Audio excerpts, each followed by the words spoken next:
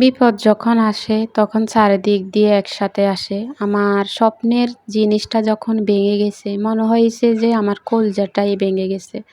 আসসালামু আলাইকুম, সবাই কেমন আছেন? আশা করি সবাই ভালো আছেন। যে যেখান থেকে আমার ভিডিওটি দেখছেন, সবাইকে অসংখ্য ধন্যবাদ। তো বাসা তো ছেড়ে দিছি, আপনারা জানেনই। এখন একটু একটু করে সব কিছু গোছাইতেছি।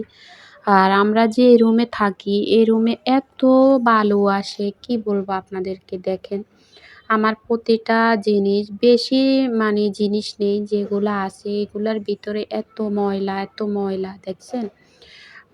এখন এগুলা ধুইবো আজকে।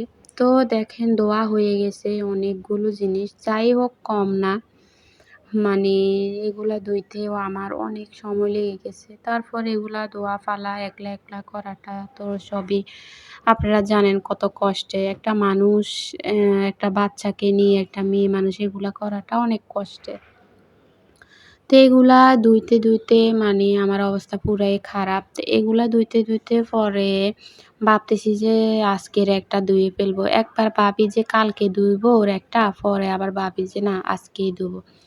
আর দেখেন আমার ঘরের অবস্থা। আমার ছেলে পুরা ঘরে, ও যেদিন বাসায় থাকে ওই দিন ও রুমের ভিতরে এমন অবস্থা করে, থাকার মতো না। তো ছোট মেয়ে, ওটা তো করবেই, ওর সাথে ভাই যাই করবে তাই তো করবে।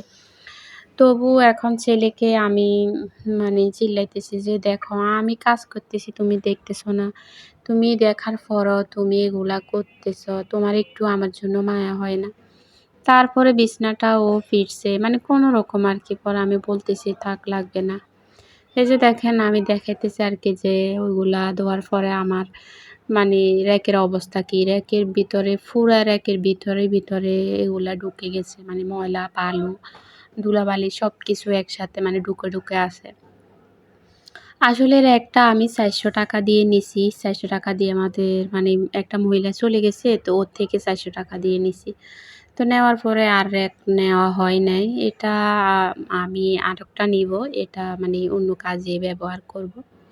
তো এটা নিয়ে আছে এখন আপাতত, এর জন্য আর নেওয়া হয় নাই নতুন র্যাক। আর এখন তো নতুন র্যাকের অনেক দাম বেড়ে গেছে। একটা 5,500 6,000 হয়ে গেছে। পরে এগুলা করতে করতে পুরা ক্লান্ত হয়ে গেছি। আমি দুপুরে ভাত খাই নাই, পরে 5টা বাজে ভাত খাইছি। পরে ভাবতেছি যে তরকারি কতক্ষণে রান্না করব, আবার ভাত কখন রান্না করব। তো ডালে চালে খিচুড়ি করে নিই। তারপরে মুরগিটা ভিজাইছি, আর এখানে চাউলগুলো ধুয়ে নিছি। তারপরে এখানে ডাউল, তারপরে আলু কেটে নিছি, আলু দিব। সবকিছু ধুয়ে আমি সবকিছু ইয়ে করে নিছি। আবার আমার জিরাও বাটা লাগছে, জিরাও বেটে নিছি। আমার মনে হইতেছে আমার দমটা বন্ধ হয়ে আসতেছে। এগুলো করতেছি। আপনাদের ভাইয়া যদি শুনে আমাকে অনেক বকা দিবে। বলবে যে তোমাকে আমি বলছি তুমি এত কাজ করার জন্য। তুমি একসাথে সবকিছু করতে যাও কেন? তুমি জানো না তুমি অসুস্থ? ও আমাকে বকা দিবে। কিন্তু বকা দিলেও কি করব? আমার কাজ করতে গেলে তখন আমার মন চায় সবকিছু একসাথে করে একসাথে শেষ করে ফেলি। আমার কাছে এমন লাগে। কিন্তু না করলে কোনো কিছুই করতে মন চায় না। এই যে আজকে এতগুলো করতেছি, আবার আমার ওই যে র‍্যাক ধোয়ার পরে অনেক পানি আইছে রুমের ভিতরে। বাথরুমটা ছোট হয়ে গেছে, এর জন্য র‍্যাকের ভিতরে পানি তো জোরে মারতে হয়, না হলে তো ময়লা এগুলা বের হবে না। তো এদিকেও সবকিছু ভিজে গেছে, আবার এগুলা মোছামাছি সবকিছু করছি। আবার 2টা 3টা কাপড় ধুইছি। আমার পুরা অবস্থা খারাপ, পুরা শরীর। এখন আমি ভয়েস দিতেছি, আমার পুরা শরীর ভিজা। আমি ভয়েস দিতেছি কারণ আমার ভিডিওটা দিতে দেরি হয়ে যাইতেছে। এর জন্য ভয়েসটা আমি আগে দিতেছি। ভয়েস দেওয়ার পরে আমি গোসলখানায় ঢুকবো, গোসল করব, তারপরে এসে ভিডিওটা আপলোড করব। দেরি হয়ে যাবে, তবুও কি করব বলেন? তো দেখেন, আমার মাংসটা কষানো হয়ে গেছে, আর আমি একটু তেলটা বেশি দিছি। খিচুড়ি তো, এর জন্য তেলটা একটু বেশি দিলে খিচুড়ি বিরিয়ানিতে তাহলে খেতে ভালো লাগে। আর এখানে যদি আমার পোলাও স্টাইল হতো তাহলে খিচুড়িটা খুবই ঝরঝরে হতো। এখন তো ভাতের চাউল, আর ভাতের চাউল আপনারা জানেনই খিচুড়িটা ঝরঝরে হয় না। যতই আপনি জোরে করতে চাইবেন হবে না, কারণ ডাউলগুলো আগেই সিদ্ধ হয়ে যায়। সিদ্ধ হয়ে গেলে হয় কি নিচে দিয়ে এগুলা লেগে যায়।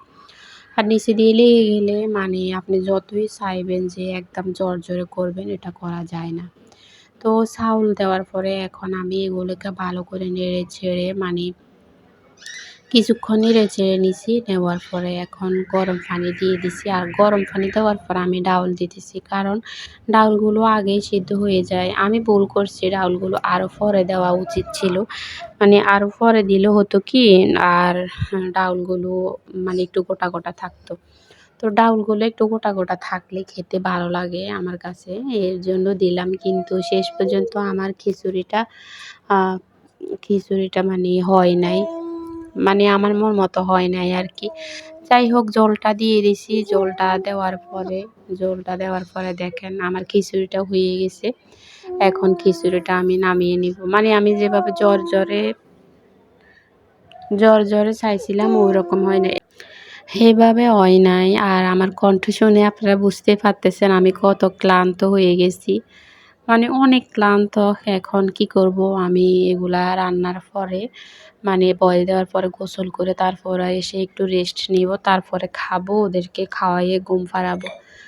আসলে কাজের শেষ নাই। আমরা মেয়েরা যতই চাই যে একটু আমরা রেস্ট নিব, কিন্তু রেস্ট নিতে পারি না। হয়তো বাচ্চা কিংবা ফ্যামিলির কেউ, এভাবে আমাদের আসলে জীবনটা চলে যায়। আমরা মেয়েরা আসলে অন্যের জন্য বাঁচতে আমাদের জীবনটাই শেষ। তো দেখেন রেকটা ধোয়ার পরে অনেক পরিষ্কার হয়ে গেছে। মানে আমি ভাবি নাই এত পরিষ্কার হবে। তারপর দেখতেছি যে মাশাআল্লাহ অনেক সুন্দর হয়ে গেছে। মানে ময়লা আর নেই। সব ময়লা গেছে গা। তো দেখেন ধোয়া ফালা আমার হয়ে গেছে। এখন এগুলা আমি রুমের ভিতরে এনে রেখে দিছি। আর বা ভিতরের যে তাকগুলো পাশে রেখে দিছি। তাকগুলো আগে ধুয়ে ফেলছি। ধুয়ে এখন মানে পাশে রেখে দিতেছি। তো এগুলা পানি ঝরে গেলে তারপরে কালকে সবকিছু এটার ভিতরে ঢুকাইয়ে গুঁড়ে রাখবো। কারণ অনেক বালু তো। আমরা যেতে হয়তো ২৬ তারিখ হয়ে যাবে। তো ২৬ তারিখে যেতে মানে বালু আবার পড়বে। এর জন্য এগুলা ধুয়ে রাখবো। আর গুঁড়ে রাখবো। আর দেখেন আমি ভিডিও করার পরে স্ট্যান্ডটা রাখতে যাচ্ছি। হাত থেকে পড়ে আমার স্ট্যান্ডটা ভেঙে গেছে। খুবই খারাপ লাগতেছিল আমার যে স্ট্যান্ডটা ভেঙে গেছে। এখন আমি ভিডিও করব কি দিয়ে? আসলে যার যেটার প্রতি খুবই আগ্রহ, এটাকে আমি অনেক আমার নিজের চাইতে এটাই আমি বেশি মানে যত্ন করতাম। কিন্তু হাত থেকে পড়ে ভেঙে গেছে। খুবই খারাপ লাগতেছে আমার। ভীষণ খারাপ লাগতেছে। মানে নিজেকে এখন কেমন জানি লাগতেছে আপনাদের